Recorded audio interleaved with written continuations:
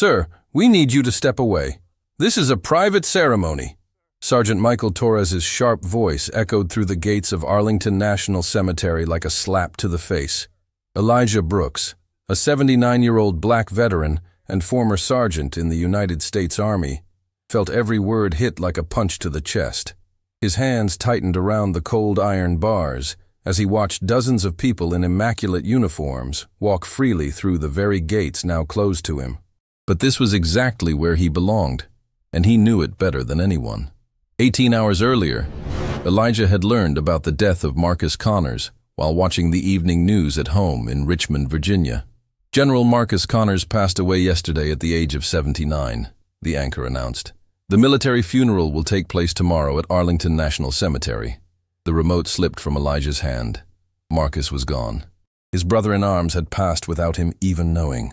During the 2-hour drive to Arlington, Elijah rehearsed what he'd say to the guards. But deep down, he knew it wouldn't matter. His name wasn't on the list.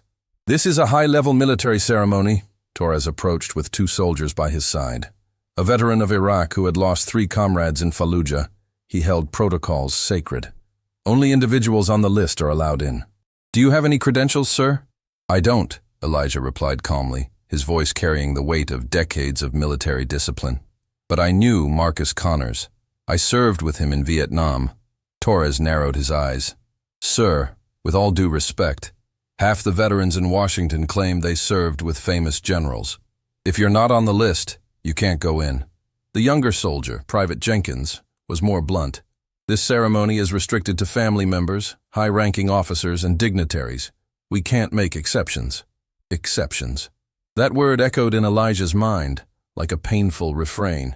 He had made an exception in March of 1968 when he disobeyed direct orders to rescue 2 wounded soldiers behind enemy lines. Marcus Connors had been one of them. Please, I have a photograph that proves I knew Marcus, Elijah said, slowly reaching for something inside his coat pocket. The movement was measured, respectful, like a veteran who understood how to behave around armed soldiers. Sir, we don't need to see any photos, Jenkins cut in sharply, his youth showing in his impatience. Protocols are protocols. It doesn't matter what story you've got. It's just a photo, Elijah insisted gently, the paper crackling slightly between his fingers. From 1968, Vietnam. It shows Marcus Connors and— Sir, we're not interested, Torres snapped, his patience running thin. Anyone can have an old picture. You're not on the list. End of story. Elijah tucked the photograph away, unable to show it. His hands trembled, not from the cold, but from bottled-up frustration. There was no bitterness in his voice, just the quiet resignation of someone who had expected this. And my name's not on the list because no one remembered I existed, he said plainly. 57 years have passed, but people like me tend to be forgotten. On the other side of the gates, the ceremony had begun. The solemn sound of a military band played as the flag-draped casket was carried by an honor guard moving in perfect synchrony. Hundreds of people in gleaming uniforms filled chairs lined up with military precision. Television cameras captured every moment, their lenses gleaming under the October morning sun. General Marcus Connors was receiving the farewell he deserved. A Medal of Honor recipient, 3 Silver Stars, 2 Distinguished Service Crosses, a life devoted to military service with postings at the Pentagon and consulting roles for presidents.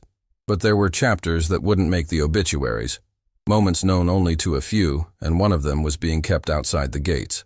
Mr. Brooks, Torres said, checking his digital tablet, the green numbers glowing on the screen. I can confirm that you served in Vietnam, 1st Cavalry Division.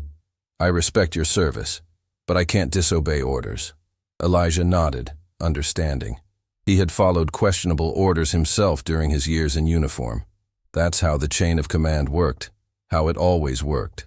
I understand, Sergeant, Elijah replied, stepping to the side of the gates. I won't cause any trouble. I'll just stay here. Sir, you can't remain here. This area is restricted during the ceremony. Then where should I go? Elijah asked, genuinely curious. Where do soldiers go when they're not on the list, but still have a debt to pay? The question lingered in the air like incense smoke, more unsettling than expected. Torres exchanged glances with his subordinates, clearly off script. Jenkins fidgeted with the gear on his belt.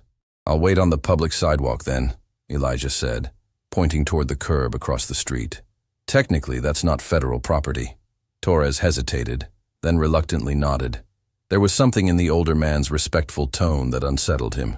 "Yes, sir, you can stay there." Elijah crossed the street slowly, his shoes echoing on the damp asphalt. His legs protested against the October chill, but he took his place where he could partially see the ceremony through the ornate gate. It wasn't where he should have been, but it was where he could be. He pulled his brown coat tighter around his body. The autumn wind carried the faint echo of taps and fragments of solemn speeches. Somewhere in the orderly crowd, Marcus Connors was making his final journey, surrounded by people who had only known the general, not the young soldier whose life had once been saved in a war long forgotten by most and understood by even fewer. From the public curb, Elijah watched the ceremony that should have included him. His hand found the photograph in his pocket, and for a moment, 57 years melted away. It was a simple picture. 6 young soldiers smiling in the Vietnamese jungle, standing beside a Huey helicopter. Marcus was in the center, his arm in a makeshift sling. And there was Elijah, 22 years old, proud, confident, in a way he hadn't felt in decades. Today, Marcus would be laid to rest with full honors. And Elijah would be there, even if on the wrong side of the gate, fulfilling a promise made in the crossfire of a war few remembered and fewer still understood. Some promises, he thought as he gazed through the bars, are simply too powerful to be broken by protocols or guest lists. Some promises outlast time, bureaucracy, and even death itself. If this story of honor and being forgotten moved you, hit that like button, subscribe to the channel, and comment where you're watching from. Stories like this deserve to be told. From the public sidewalk, Elijah watched the procession of power unfold beyond the gates of Arlington. Senators, decorated generals, defense executives in expensive suits, each one carried the quiet authority of someone who belonged there. Every one of them was on the list that decided who was worthy of witnessing Marcus Connors' farewell, and who would remain outside, watching through iron bars like an onlooker to their own story. The ceremony had officially begun. A sea of uniforms and suits stood in orderly rows as Marcus's casket was carried solemnly by an honor guard. Elijah could hear fragments of speeches echoing through the sound system, words about heroism, sacrifice, and military legacy. He remained on the sidewalk, invisible to everyone who mattered. In those first few minutes, Elijah took in the ritualized movements of the military funeral, the choreographed precision of the honor guard, the solemn gestures of high-ranking officers, the silent reverence of the crowd. It was a well-oiled machine of posthumous honors, operating exactly as it was meant to. Then he spotted a familiar face in the VIP front row. General Walter Prescott, 3 silver stars gleaming on his uniform, sat among the most important dignitaries. Tall, gray-haired, posture perfectly upright despite his 79 years. He was the very embodiment of the American military officer. Elijah felt a tightening in his chest. Walter was there, at the heart of the ceremony, holding a place of honor that his career had earned him. But Elijah remembered a very different version of Walter, a skinny 19-year-old from Alabama, crying in the trenches when he thought no one could hear him. A kid who taped pictures of his girlfriend to his helmet, who bled so much at Khe Sanh that Elijah didn't think he'd survive. Now, Walter was exactly where he was supposed to be, part of a ceremony that confirmed his place in the military hierarchy. 57 years of selective memory had made sure he didn't have to remember who got him there. Elijah closed his eyes and was pulled back to March of 1968. Khe Sanh, the ambush that changed 3 lives forever. Marcus and Walter had been hit during a reconnaissance patrol gone wrong. Bad intel had led them straight into a Viet Cong trap. 400 meters from the base, out in the open, the order was clear. No one moves until the fire stops. Standard protocol. Don't risk more lives. But Elijah heard Marcus over the radio, calling for help with the desperate voice of a kid bleeding out while waiting for help that might not come in time. Walter had gone silent. Never a good sign. Elijah's decision came without hesitation. He ignored the lieutenant's orders, scaled the barricade, and ran toward the cries for help. 300 meters in a zigzag, while AK-47 rounds zipped all around him. He found Marcus semi-conscious, bleeding from wounds to the arm and head. Walter was 15 meters further, unconscious, his left leg shredded by shrapnel. 2 trips through hell. First Marcus. He carried him on his shoulders while the enemy recalibrated their aim. Then he went back for Walter. The second trip was worse. Walter was heavier, limp, and the gunners had already calculated the route. Elijah was shot twice during the rescues, one grazing his neck, the other tearing through his arm, but he dragged them both back to base. Marcus recovered in 6 weeks. Walter needed 3 surgeries to save his leg. Elijah spent 2 weeks in the hospital and came back with permanent scars. In the ward, Marcus had made a promise. "I'll never forget what you did, Eli. When my time comes, you'll be there." That was the last time the 3 were together. Marcus and Walter were transferred after recovery, a standard procedure for wounded personnel. Elijah stayed with tactical recon until his service ended. There were phone calls in the months that followed. Occasional letters during the first year, promises to meet up as civilians, to stay in touch, to never forget Quezon. But civilian life pulled them in different directions. Marcus used his family connections to attend a military academy. Walter leveraged his combat experience to fast-track his career. Elijah returned to Richmond, studied engineering, and worked at an auto plant. The promises dissolved into the reality of careers, families, and responsibilities. For decades, Elijah tried to reconnect. Letters returned unread. Phone calls answered by assistants who said, "The general isn't available." Back in the present, watching Walter in the front row of the VIP section, Elijah wondered if the general even remembered that morning, if the scars on his legs still ached in the cold, if at any point during his long and decorated career he'd thought of the black sergeant who had risked everything to save him. Probably not. Men like Walter had aides to manage memories, secretaries to filter the past. Then, something unexpected happened. During a solemn speech about military sacrifice, Walter quietly rose from his VIP seat. Elijah watched, puzzled, as the general walked slowly toward the edge of the ceremonial area, seemingly checking on security details. But his eyes weren't scanning the perimeter. They were locked on the gates, locked on Elijah. General Walter Prescott stopped about 30 meters from the gate, pretending to examine something on his military-issued tablet. But Elijah could feel the weight of that seasoned gaze studying him through the iron bars. There was something familiar in the posture, the graying hair. Walter glanced back at the ceremony, then again at Elijah, clearly wrestling with some internal decision. For a moment that seemed to stretch forever, the 2 men stared at each other through the gates of Arlington. 57 years vanished. A decorated general and a forgotten veteran, separated by protocols but united by memories of a bloody morning in enemy territory.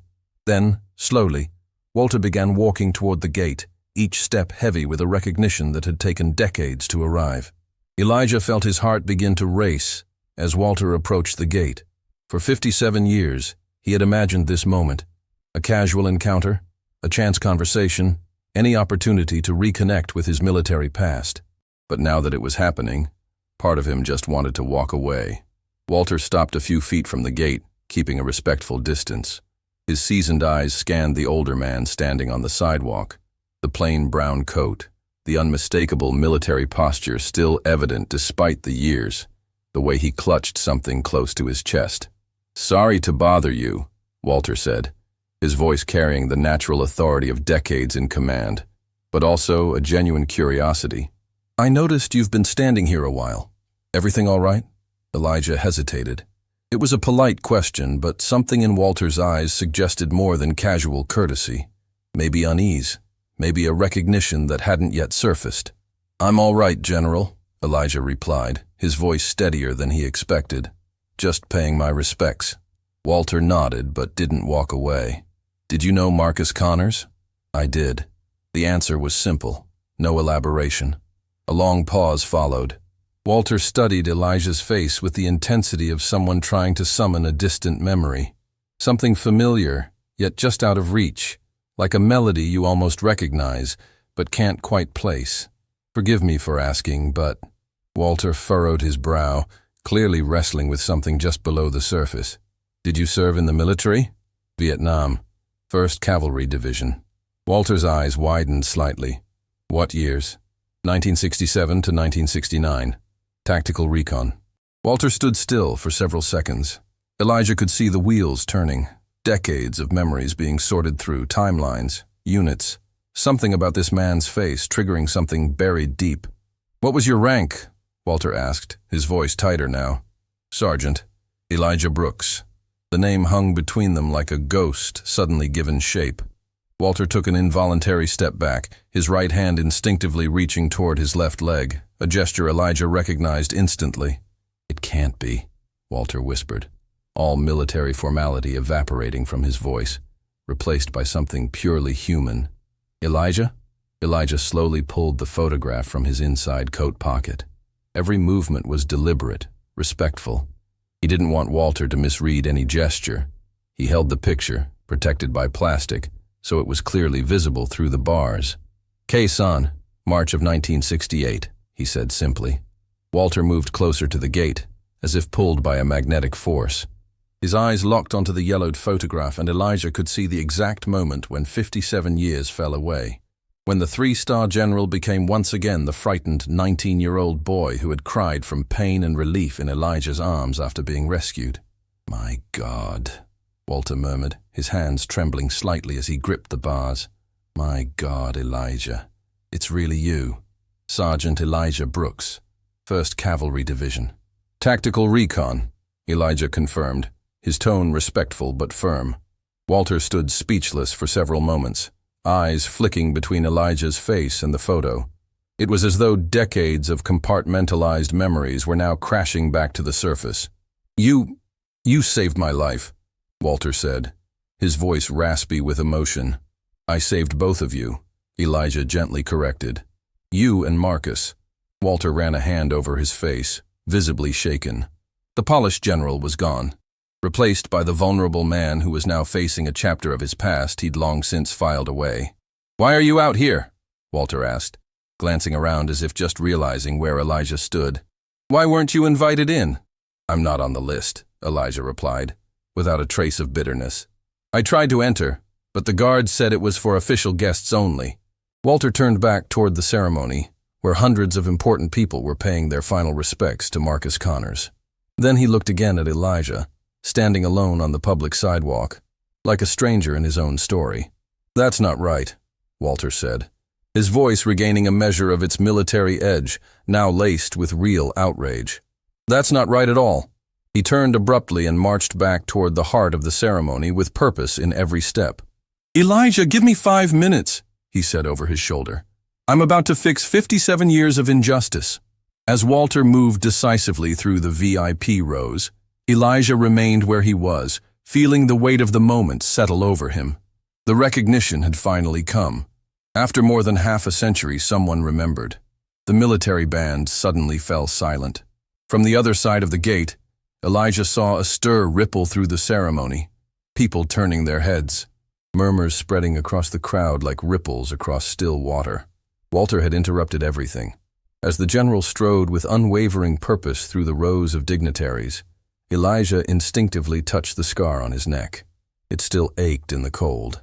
57 years later. Walter had reached the podium. Elijah could see the military chaplain step aside as Walter took the microphone. "Ladies and gentlemen," Walter's amplified voice rang out across the cemetery, "I apologize for the interruption, but I've just learned something that fundamentally changes the meaning of this ceremony." A wave of confusion swept through the audience. Reporters raised their cameras. The Secretary of Defense leaned forward in his seat. "There is a man standing just outside these gates," Walter said, pointing directly at Elijah, "who should be at the center of this ceremony. In March of 1968, this man disobeyed direct orders to save the life of Marcus Connors, and my life." Silence now blanketed the crowd. Walter stepped down from the podium and walked straight toward the gates. The guards, completely thrown by the unprecedented situation, instinctively stepped aside. "Open these gates," Walter ordered, his voice filled with a command that left no room for argument. "Now!" The sound of iron groaning open echoed like distant thunder. 57 years of exclusion ended in a matter of seconds. "Elijah," Walter said, reaching through the open gate. "Come on in. Marcus is waiting." Elijah took his first hesitant step through the gates of Arlington. His legs trembled, not from age, but from pure emotion. Half a century of silence was being broken in front of hundreds of witnesses. As he walked beside Walter toward the heart of the ceremony, he could feel the eyes of every major figure in the military establishment fixed on him. Senators, generals, government officials, all watching a 79-year-old black veteran in a simple brown coat take his rightful place in history. "Marcus left something for you," Walter said quietly as they walked.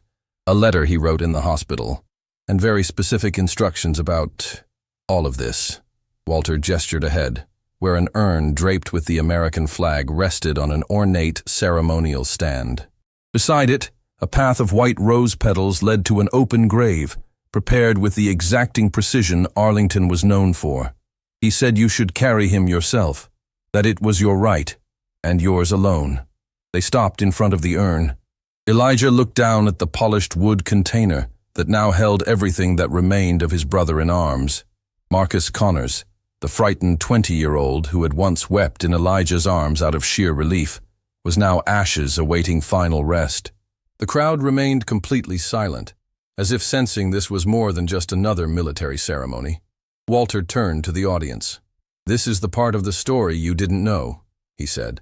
"This is the man who made everything General Connors achieved possible. Without Elijah Brooks, Marcus Connors would have died in enemy territory back in 1968. Walter stepped forward, holding a sealed envelope in his hands. "Marcus gave me this 2 months before he died," he said, offering the letter to Elijah. "Told me to give it to you only after you'd fulfilled your part of the promise." Elijah took the envelope with reverent care. His name was written in Marcus's familiar handwriting, the same neat script that used to appear in mission reports over half a century ago. "May I?" Elijah asked, signaling that he wished to open it there. "Of course," Walter said. "I believe Marcus wanted it read here." Elijah opened the envelope carefully. The letter was dated just 6 weeks earlier. Marcus had written it, knowing the end was near. "May I read it aloud?" Elijah asked. "I think Marcus wanted everyone to hear this." Walter nodded and offered him the microphone. Elijah took it with steady hands. "This is a letter from Marcus Connors," he began, his voice echoing clearly through Arlington's sound system. "He wrote it knowing he was dying." Elijah read, "Eli, if you're reading this, it means you kept your promise. I spent 57 years being praised for a career that only existed because you saved me. I received medals for heroism that should have been yours. I accepted honors for leadership that I learned by watching your courage." His voice grew stronger. "Throughout my career, I carried the shame of never publicly acknowledging what you did. The military system separated us after Khe-Sanh, and it was easier to move on than to face the truth. I was a coward, Eli." Elijah could see Walter lower his head, visibly moved by the brutal honesty in the letter. "But I never forgot. With every promotion, every medal, every speech about military valor, I thought of the black sergeant who disobeyed orders to save me. I thought of how you carried 2 men through hell and never asked for anything in return." A respectful murmur swept through the crowd. Several in the audience were visibly holding back tears. "That's why I left specific instructions for my funeral. If you showed up, and I knew you would, because you always keep your word, only you were to carry me to my final rest, because only you earned that right." Elijah paused, his own voice starting to falter. He took a deep breath and went on. "One last thing, Eli. Thank you for teaching me what being a soldier really means. It's not about medals or promotions. It's about never leaving your brothers behind, even when the system does. Rest knowing your debt is paid. Now I can rest, knowing the truth has finally been told. Your brother in war, always, Marcus." When Elijah finished reading, the silence was absolute. Then, slowly, something extraordinary happened. A young soldier in the honor guard began to clap, then another. Within seconds, the entire crowd at Arlington was applauding, not the polite applause of formal ceremonies, but a heartfelt ovation, born of recognition that an injustice had finally been set right. Elijah approached the urn with steady hands. 57 years of waiting had prepared him for this moment. The weight was surprisingly light, for something that carried a lifetime of memories and unfulfilled promises. "Marcus," he whispered, too softly for any microphone to catch, "I told you I'd be here. Took me a while, but I made it. The audience rose to their feet as Elijah began to walk slowly down the path of rose petals. This wasn't protocol. It was real, spontaneous respect for something far greater than politics or military rank. Each step carried decades of exclusion being undone. Each step brought Elijah closer to the moment Marcus had quietly planned during his final 2 years battling terminal illness. When he reached the grave, Elijah stopped. The hole in the earth had been prepared with military precision, straight edges, exact depth, neatly placed soil beside it, a place of honor for a national hero. He looked one last time at the urn in his hands, not seeing the decorated general, but the young soldier who once held his hand in a field hospital and promised never to forget. He placed the urn gently on the stand above the grave. "Rest in peace, brother," he said loud enough for all to hear. "Your promise has been kept." The silence at Arlington was sacred. 300 people remained standing as Elijah slowly stepped away from Marcus Connors's grave. His hands, now empty after placing the urn, trembled slightly, not from nerves, but from deep, overwhelming relief. 57 years of weight had finally been laid to rest. As he turned to face the crowd that had just witnessed his powerful return, Elijah saw something he never expected: tears in the eyes of men and women who commanded entire armies. The Secretary of Defense discreetly dabbed his eyes with a handkerchief. A senator from the Armed Services Committee gripped her husband's hand tightly, both visibly moved. Walter walked over and placed a hand on Elijah's shoulder. "He knew you'd come," he said quietly. "He always knew." The ceremony had found its true center, not in official speeches or military protocol, but in the quiet fulfillment of a promise that had waited 57 years to be honored. As Elijah and Walter walked side by side through the gates of Arlington, they were no longer the decorated general and the forgotten veteran. They were two old men who had carried burdens too heavy for far too long, finally set free by the weight of truth. 3 days later, Walter showed up at Elijah's home in Richmond, driving an official military sedan. The general had formally retired the morning after the funeral, shocking the military establishment with a decision no one saw coming. "Thought you might want to see this," Walter said, taking a seat on the porch with a sealed military folder in his hand. "Marcus left more than just a letter," Walter explained, opening the folder. "He left $2 million for you to do whatever you think is right for veterans who've been forgotten like you." Elijah nearly dropped his coffee. "He what?" Marcus was very clear. "The money's meant to build a rehabilitation center for veterans, and he wanted you to be the director." 1 year later, on a bright October morning, Elijah Brooks stood in front of a modern 3-story building in Alexandria, Virginia. A simple plaque at the entrance read, "The Elijah Brooks Center for Invisible Veterans, a Marcus Connors Foundation." Today was the official grand opening. Elijah still wore his old brown coat, but now by choice, not necessity. In the last 12 months, he had discovered that $2 million, when used with intention, could create real miracles. The center wasn't just a building. It was a revolutionary concept that combined temporary housing, psychological rehabilitation, job training, and, most importantly, restored dignity. "Nervous?" Walter asked as he walked up the sidewalk. The former general now served full-time as the center's administrative coordinator. "A little," Elijah admitted. "Never thought I'd be cutting a ribbon at 80 years old." "Marcus knew," Walter replied with conviction. "He always knew you'd do something extraordinary with it." During the opening ceremony, Elijah addressed a crowd of veterans, families, and mental health professionals. His voice was steady, carrying the authority of a man who had transformed pain into purpose. "For 57 years I carried the weight of being forgotten, not out of bitterness, but because being forgotten is a kind of living death. When society forgets your sacrifice, part of you forgets why it was worth it. This center exists to make sure no veteran is ever forgotten again, to give a voice back to those who lost theirs, to offer a home to those who feel homeless even when they have a roof over their head." Elijah pulled the familiar photo from the inside of his coat. "This photo reminded me for decades that military brotherhood is real, that promises made under enemy fire are sacred.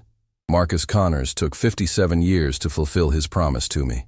Now it's my turn to keep a promise. For all of you. I promise this place will always be a home for those who need it, a sanctuary for those feeling lost, and a reminder that true heroism doesn't need applause to be real. The applause that followed was warm and heartfelt, but Elijah noticed something even more meaningful: tears of recognition in the eyes of veterans who, for the first time, felt they belonged. 2 years later, the Elijah Brooks Center had become a national model. 40 veterans in transitional housing, 5 specialized psychologists, over 200 veterans reintegrated into the workforce. But for Elijah, success was measured in personal stories, like Tommy Martinez, a 26-year-old veteran who had arrived with severe PTSD and now worked as an accountant, slept 8 hours a night, and had reconciled with his family. One quiet afternoon in March, Elijah walked the hallways of the center that now bore his name. At 82, his steps were slower, but his purpose hadn't faded. In his office, the photo from Khe-Sanh hung framed on the wall, beside dozens of other pictures. Veterans who'd passed through the center, reunited families, job program graduates. A growing gallery of hope. Walter entered with the monthly reports and a proud expression. March numbers are in. 87% reintegration success. Waitlists up to 300. 300? Elijah echoed, surprised. The story's spreading. Veterans from all over the country want in. Lawmakers are asking about replicating the model in other states. That night, alone in his office, Elijah gently held the Khe-Sanh photograph in his hands. 6 young soldiers smiled back, mud-covered but full of hope. 4 of them had died in the war. Marcus had passed 2 years ago. Only Elijah and Walter remained. 2 old men carrying memories of youth and the responsibility of honoring the fallen through service to the living. "Thank you, Marcus," he whispered to the photo, "for reminding me that some images are worth more than 1,000 words, and some promises more than a lifetime." Outside, Washington, D.C. glowed in the darkness, a city filled with monuments to the dead and far too few memorials to the living who still need help. But now, there was the Elijah Brooks Center, and soon there would be 20 more. Some images, Elijah thought as he turned off the lights, truly do last forever. And sometimes, justice arrives 5 decades late, but it still arrives. The photograph from Khe-Sanh would remain on the wall, reminding everyone that real heroism doesn't need recognition to be real. But when it finally is, it can change the world. This was the story of Elijah Brooks, the man who was once turned away at a cemetery gate, but turned his pain into hope for thousands. If you were moved by this powerful journey of injustice, recognition, and redemption, leave a like, subscribe for more stories that touch the heart, and comment which moment impacted you the most. Don't miss the next video that's coming up. We have another incredible story of courage and resilience waiting. Your like and subscription help us keep sharing the stories that need to be heard.